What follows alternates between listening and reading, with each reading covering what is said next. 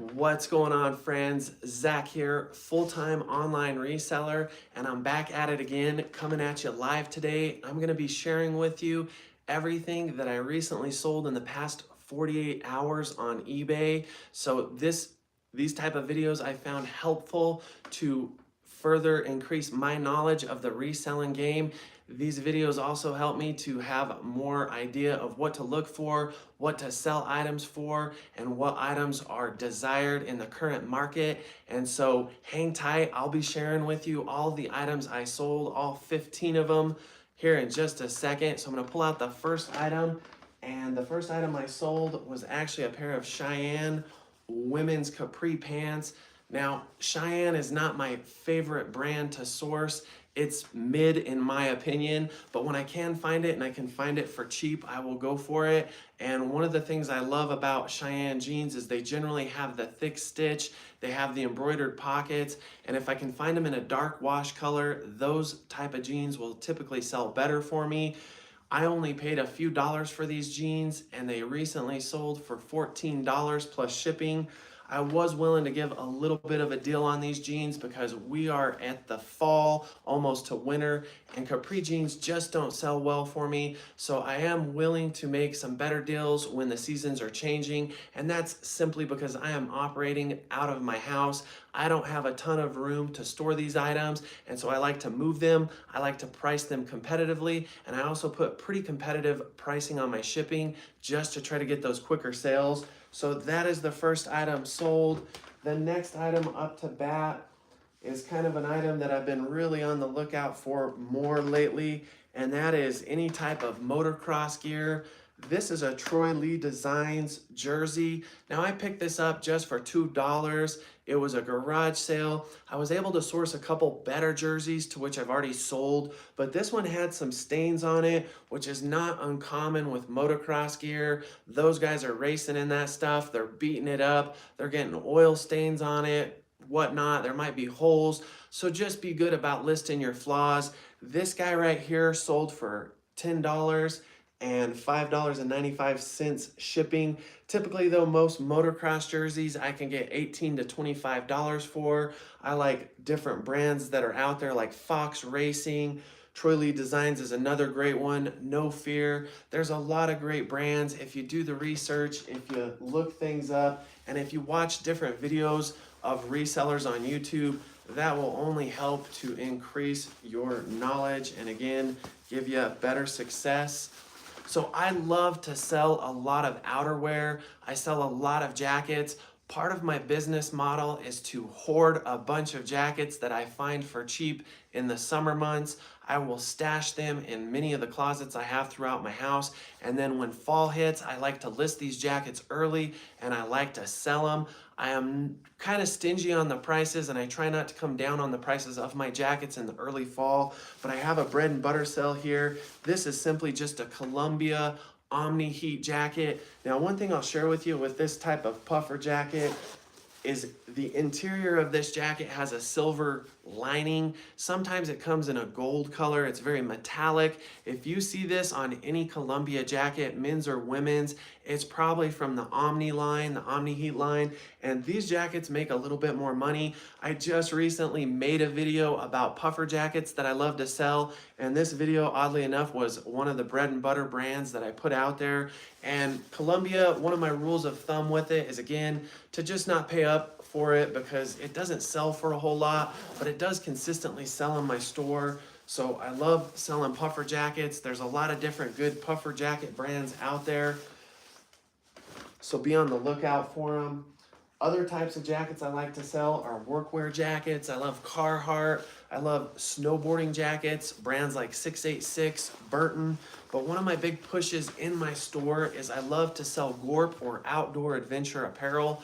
And so this next brand I'm going to share with you is the North Face, very common.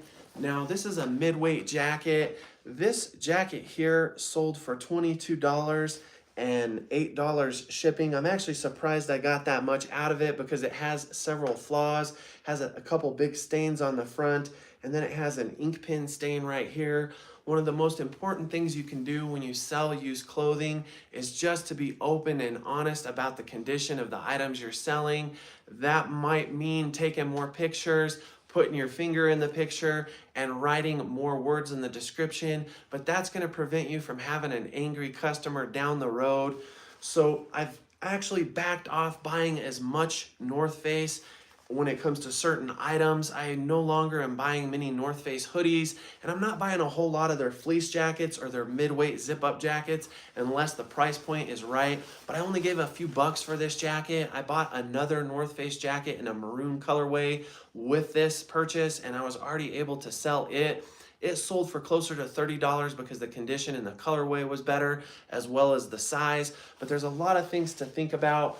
When I list my outdoor adventure apparel, I have a whole slew of different keywords I like to put in the title, one of which is GORP, which is a good representative word for any type of outdoor adventure apparel clothing you have. But I also like to really shine a light on the people who might be looking for that item.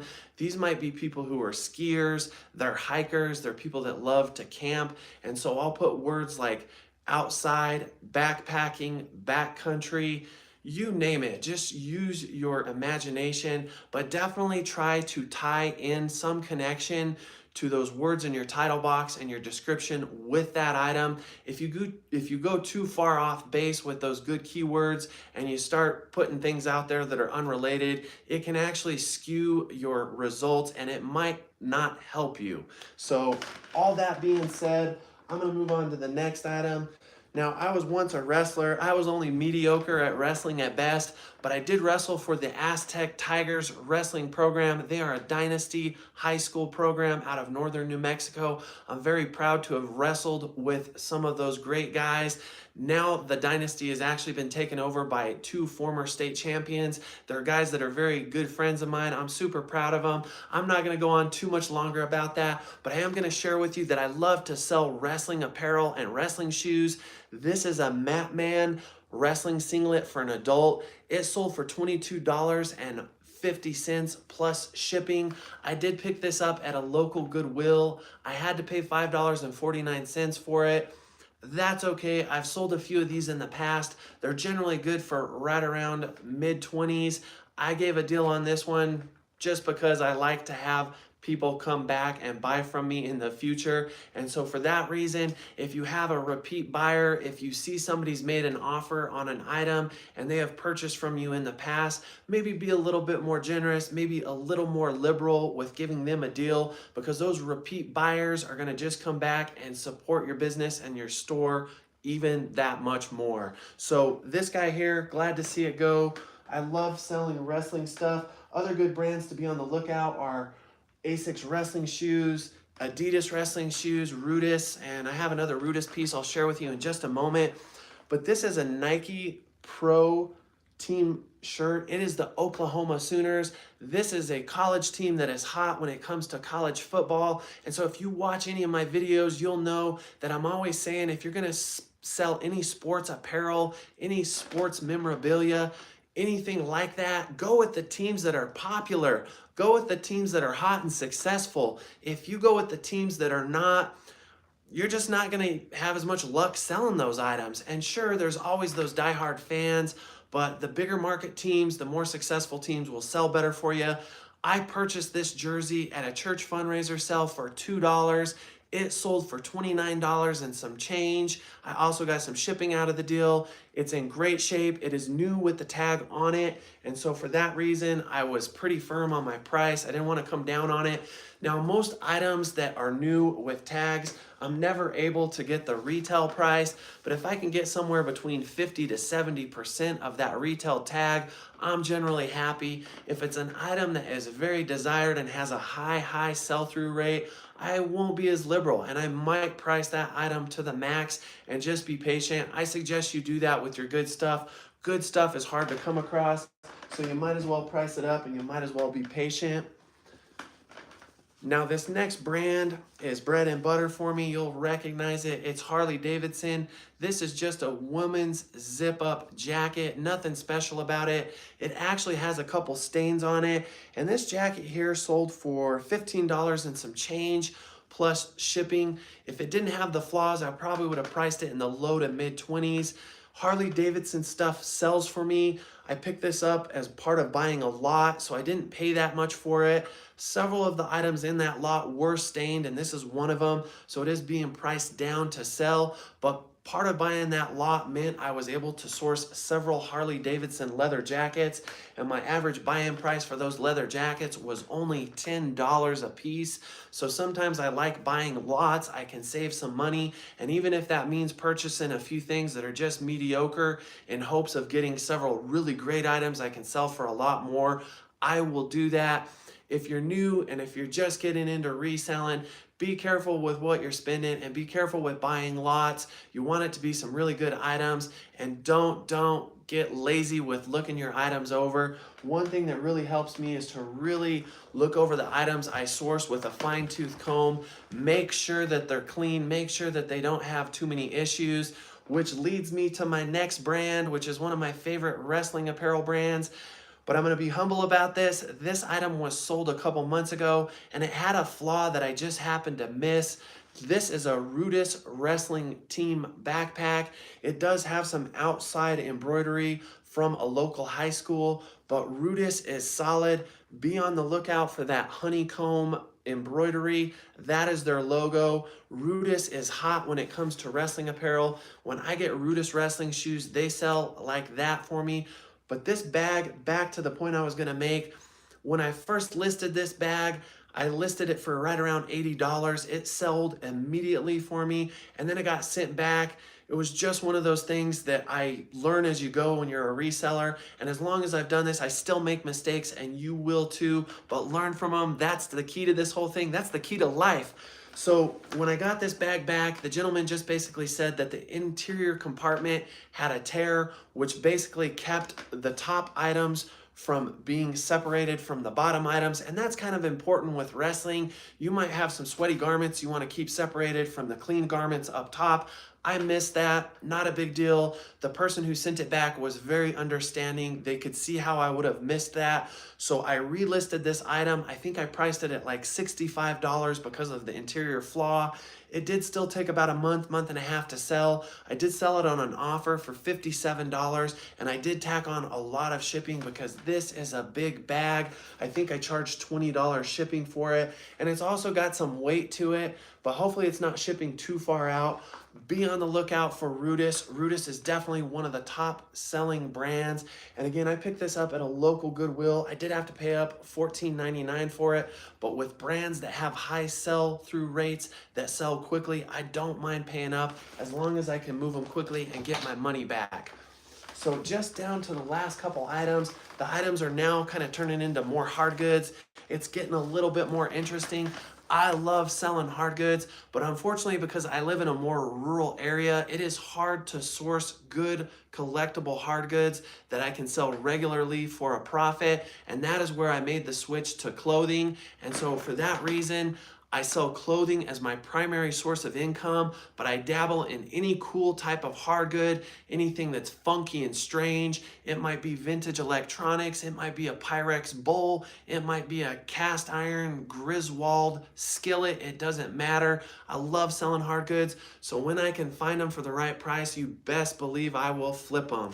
So what we have here is a pair of Zenith Youth shoulder pads. When I first found these, it was just a couple weeks back at my local Goodwill.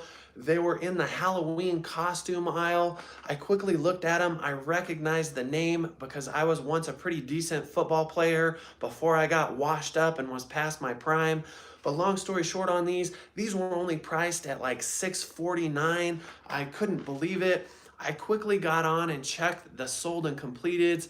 It was incredible. Now, it was a little bit skewed because there was two different styles of shoulder pads from this brand, but anytime you can see that there's a whole bunch of anything sold and there's only a limited availability for sale, you'll probably know that the demand is high and that the availability on the current market is low, and that was the case with these. So these sold in a couple weeks for $57, which is right at a very competitive price.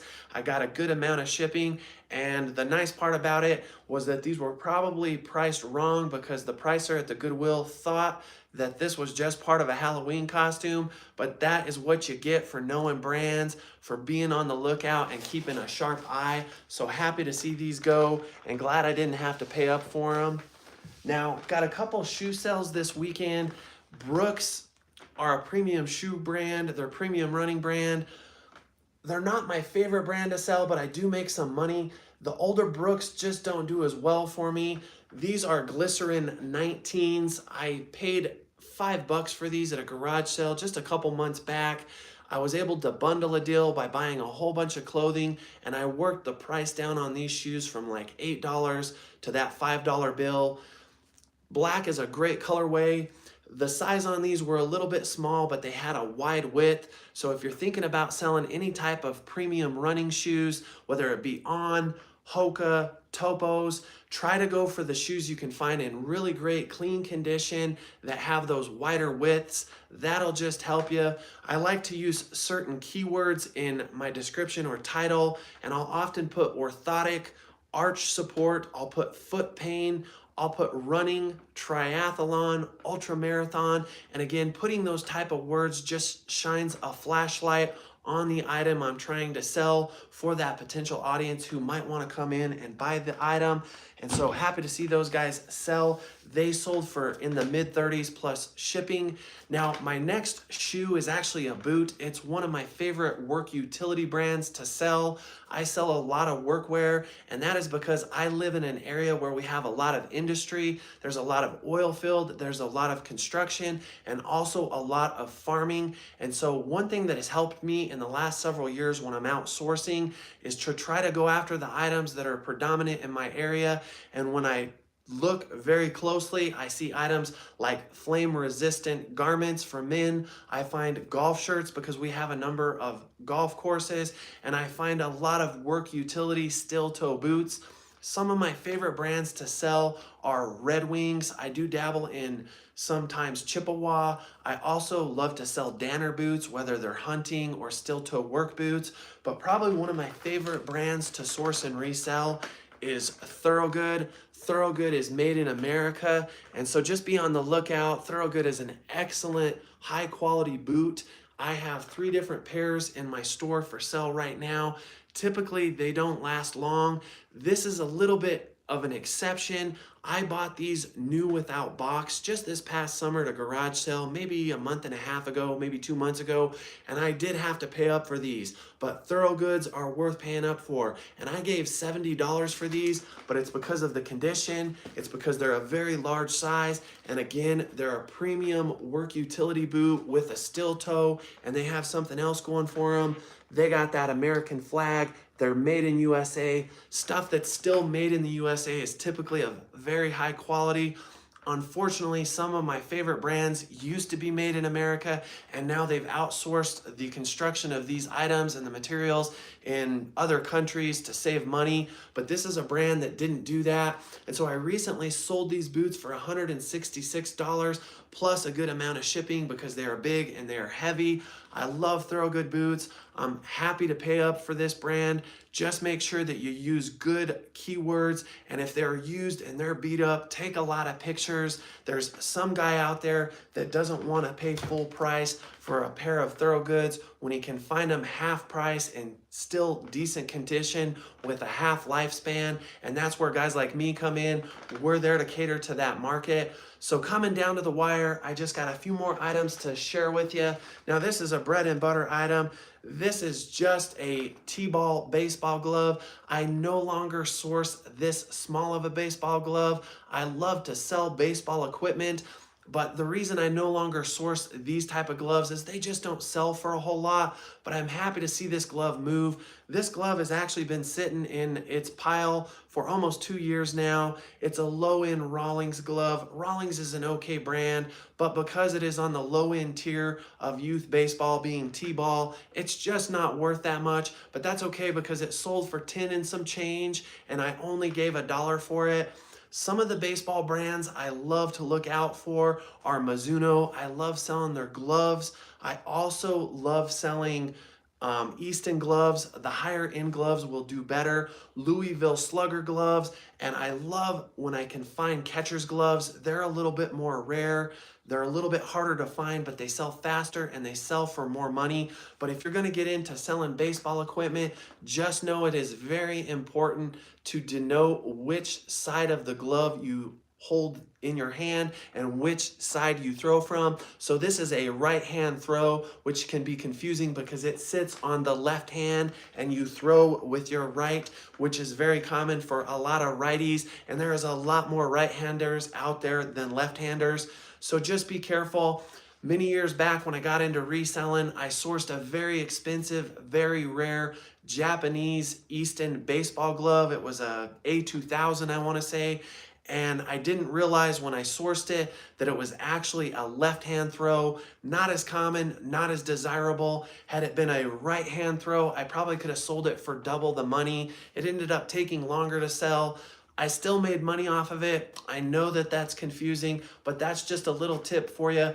Be on the lookout for the better adult-sized baseball gloves, and softball gloves can also do well. So I picked these baseball gloves up for cheap at estate sales, garage sales, and yard sales. They're often a little bit more priced up at thrift stores, so I prefer to find them when I can get them for cheap, and I make better money off of them, especially if they're not going to sell for as much.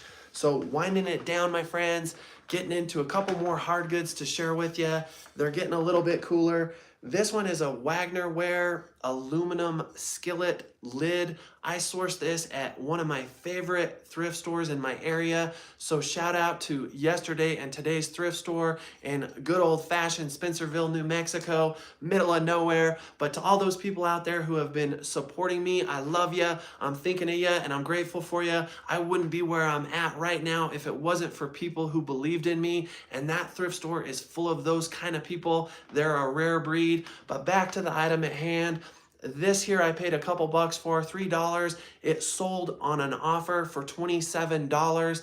It has some good shipping tacked on because a lot of my collectibles do go to the East Coast, and because I live in northern New Mexico, I typically always do flat rate shipping, and for heavier or bigger items, I always add a little bit more money to those flat rate shipping fees. When it comes to clothing, jackets, I'm very competitive, and even on some of my low-end shoes, I will do free shipping because they're beat up and it's just easier to sell them that way.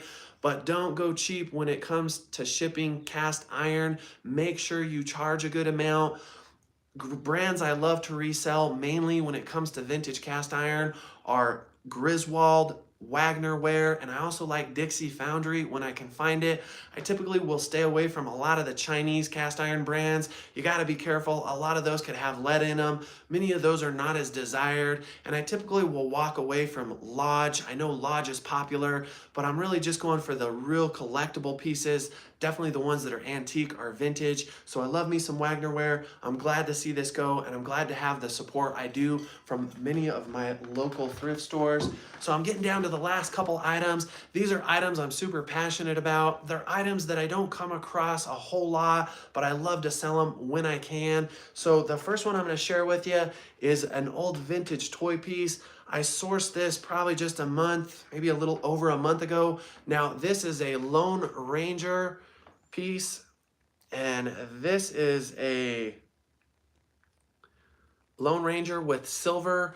Now, when I originally listed this just about a week ago, I had some hardcore collector come at me really hard. They sent me a direct message on eBay. They let me know that this was not actually an original hat and that the one pistol that this toy piece came with was not an original. I was glad to know that. There was other pieces out there like this with added hats and added weaponry, and I didn't know that because the toys I'm after are the toys that I'm interested in from my generation. I'm more into the Ninja Turtles, to Game Boy and Nintendo video games, and things that are more around the genre of when I grew up. This piece, however, is cool. It was from my dad's generation. I was also able to source Tonto on top of his horse, but I decided to list these separately. I felt like I could sell them for a little bit more money. Plus, it also gave me 2 listings rather than the 1. And at certain times of the year, I do struggle to keep a good heavy death pile. So I always want to source more items that I can sell individually if I can make more money. And this was was one of them. This item I paid $12.50 for, is sold on an offer for $42 plus $10.50. And again, it is a Heartland Lone Ranger with silver toy. I don't come across stuff like this very often. What helped sell this was that silver is in a rearing up position, and also that the toy piece itself is incredibly clean. It does have several scratches, which is not uncommon for vintage toys, especially this old. So again, like beat up clothing, if you have some vintage toys and they have wear, just take a lot of pictures.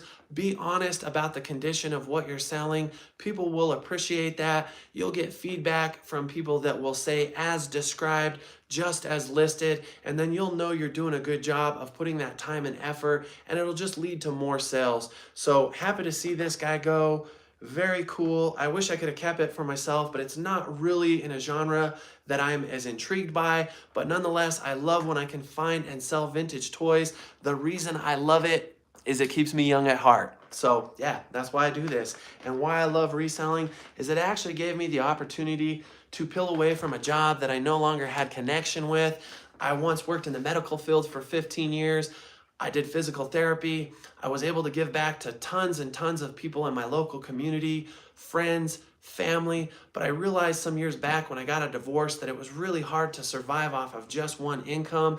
And as good as the job security was in the sector of work I was doing, I no longer had any connection to it. And I wanted to grow, and I wanted to build a better life for my children, and I wanted to just be able to take on something new. So now we are here. That is why I'm running this live stream. That is why I started my YouTube channel. And that is why I'm buying cool stuff for nothing and getting to share with you how much I sell it for. And so this is the last piece. This is a really cool sell. This is a decorative piece. It is a Jack Daniel's whiskey football helmet. I only gave $1 for this at a garage sale. I do believe this was on some footage from a past video where I was out sourcing at garage sales.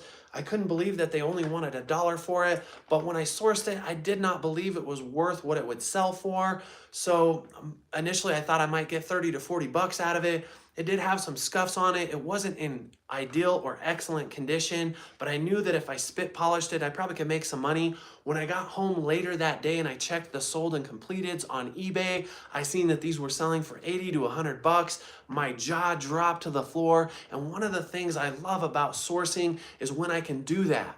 It's when I can go out and I can spend pocket change or a few dollars on an item that somebody has a high desire for buying. Maybe they had one of these at one time. Maybe they're a collector and they just want that piece to add to their collection. Maybe it has some sentimental value. Maybe their dad owned it and they want one just like it.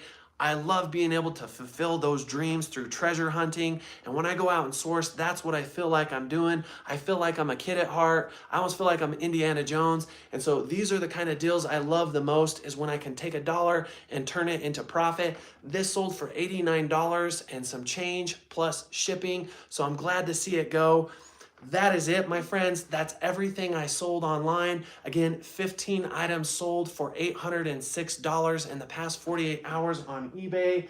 Just know that if you have any comments, please reach out. I love to give my feedback. I love to encourage people who are just breaking out on the reseller scene. Maybe it's on eBay, maybe it's on another platform, or maybe you're just somebody that's interested in starting a YouTube channel. Just know that I started in a very different direction than the place I'm at now, and know that if you believe in yourself and if you work hard, anything is possible. So I'm gonna go ahead and wind this one down. Please follow me at the Underground Safari for more full-length videos where I go out and source goods from estate sales, garage sales, yard sales, as well as thrifting at thrift stores. I make all kinds of content, and I do a lot of weekly uploads and make shorts on what sold. So if you just like that 1-minute format, I put a lot of those videos out there.